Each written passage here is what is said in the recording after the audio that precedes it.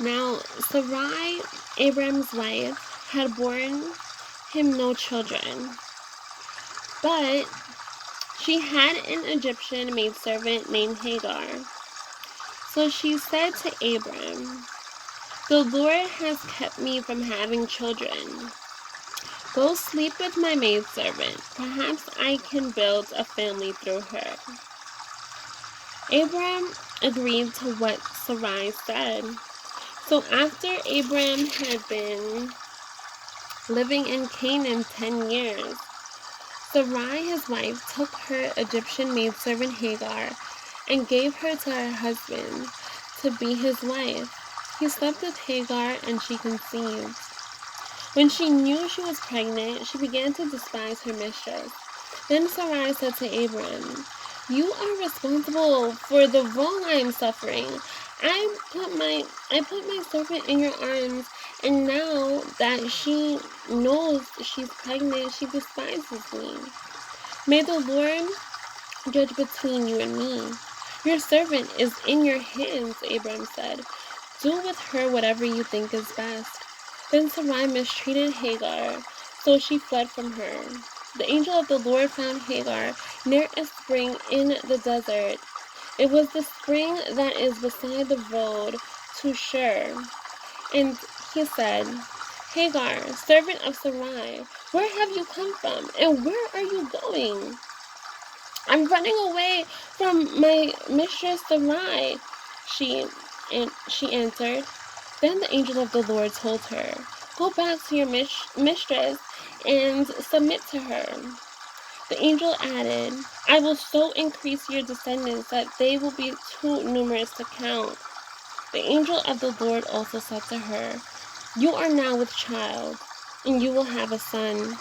You shall call him Ishmael, for the Lord has heard your misery. He will be a wild donkey of a man. His hand will be against everyone, and everyone's hand against him, and he will live in hostility toward all his brothers." She gave this name to the Lord who spoke to her, "You are the God who sees me." For she said, "I have now seen the one who sees me." That is why the well was called Beer Lahai Roy. It is still there, between Kadesh and Bered.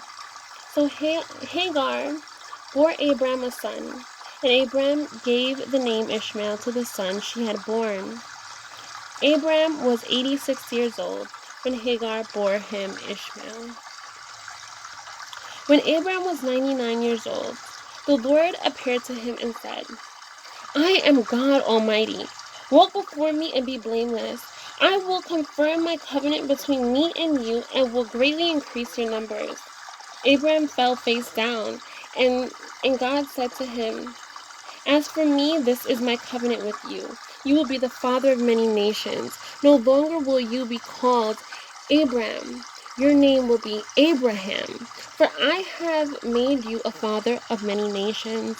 I will make you very fruitful. I will make nations of you, and and kings will come from you. I will establish my covenant as an everlasting covenant between me and you and your descendants after you, for the generations to come, to be your God, and the God of all of your descendants after you. The whole land of Canaan, where you are now an alien, I will give as an everlasting possession to you and your descendants after you, and I will be your God." Then God said to Abraham, "As for you, you must keep my covenant, you and your descendants after you, for the generations to come. This is my covenant with you and your descendants after you, the covenant you are to keep. Every male among you shall be circumcised. You are to undergo circumcision, and it will be the sign of the covenant between me and you. For the generations to come, every male among you who is 8 days old must be circumcised, including those born in your household or bought with money from a foreigner, those who are not your offspring. Whether born in your household or bought with your money, they must be circumcised. My covenant in your flesh is to be an everlasting covenant. Any uncircumcised male who has not been circumcised in the flesh will be cut off from his people. He had broken my covenant. God also said to Abraham, as for Sarai, your wife, you are no longer to call her Sarai. Her name will be Sarah. I will bless her. I will surely give you a son by her. I will bless her so that she will be the mother of nations. Kings of people will come from her. Abraham fell face down. He laughed and said to himself, will a son be born to a man 100 years old? Will Sarah bear a child at the age of 90? And Abraham said to God, if only Ishmael might live under your blessing. Then God said, yes, but your wife Sarah will bear you a son, and you will call him Isaac. I will establish my covenant with him as an everlasting covenant for his descendants after him. And as for Ishmael, I have heard you. I will surely bless him. I will make him fruitful and will greatly increase his numbers. He will be the father of 12 rulers, and I will make him into a great nation. But my covenant I will establish with Isaac, whom Sarah will bear to you by this time next year. When he had finished speaking with Abraham, God went up from him. On that very day, Abraham took his son Ishmael, and all those born in his household, or bought with his money, every male in his household, and circumcised them, as God told him. Abraham was 99 years old when he was circumcised, and his son Ishmael was 13. Abraham and his son Ishmael was both circumcised on that same day, and every male in Abraham's household, including those born in his household or from a foreigner, was circumcised with him. The Lord appeared to Abraham near the great trees of Mamre, while he was sitting at the entrance to his tent in the heat of the day. Abraham looked up and saw 3 men standing nearby. When he saw them, he hurried from the entrance of his tent to meet them and bowed low to the ground.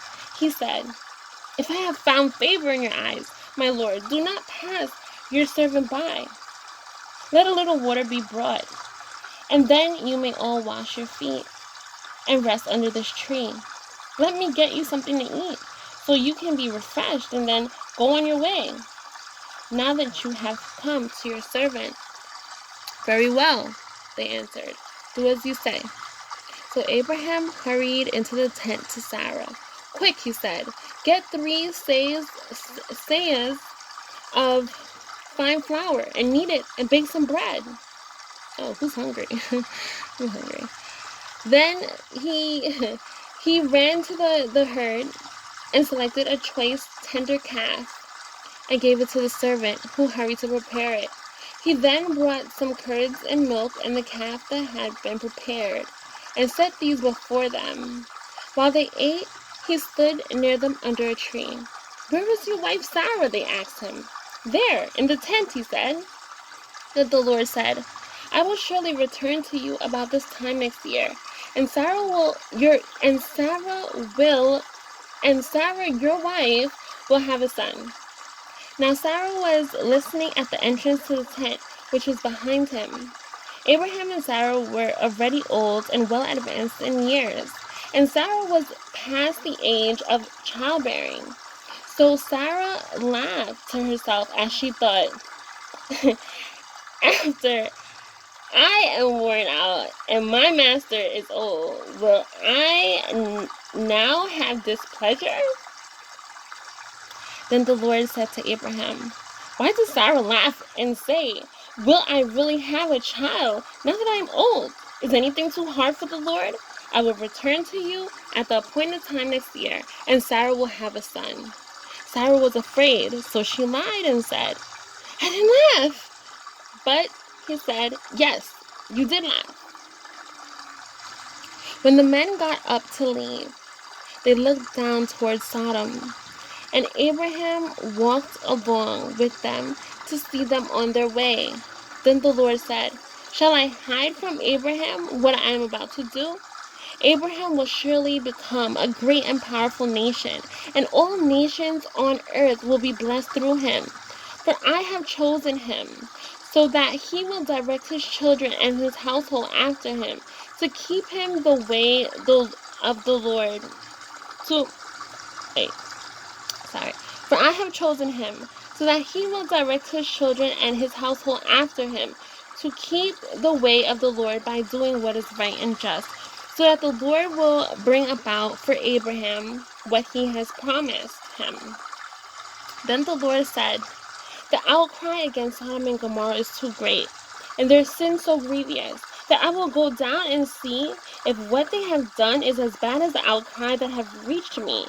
If not, I will know." The men turned away and went toward Sodom. But Abraham remained standing before the Lord. Then Abraham approached him and said, "Will you sweep away the righteous with the wicked? What if there are 50 righteous people in the city? Will you really sweep it away and not spare the place for the sake of the 50 righteous people in it? Far be it from you to do such a thing, to kill the righteous from the wicked, treating the righteous and the wicked alike. Far be it from you. Will not the judge of the earth do right?" The Lord said, "If I find 50 righteous people in the city of Sodom, I will spare the whole place for their sake." Then Abraham spoke up again. "Now that I have been so bold as to speak to the Lord, though I am nothing but dust and ashes, what if the number of the righteous is 5 less than 50? Will you destroy the whole city because of 5 people? If I find 45 there," he said, "I will not destroy it." Once again he spoke to him. "What if only 40 are found there?" He said, "For the sake of 40, I will not do it." Then he said, "May the Lord not be angry, but let me speak. What if only 30 can be found there?" He answered, "I will not do it if I find 30 there." Abraham said, "Now that I have been so bold as to speak to the Lord, wait, now that I have been so bold as to speak to the Lord, what if only 20 can be found there?" He said, "For the sake of 20, I will not destroy it." Then he said, "May the Lord not be angry, but let me speak just once more. What if only 10 can be found there?" He answered, "For the sake of 10, I will not destroy it." When the Lord had finished speaking with Abraham, he left, and Abraham returned home.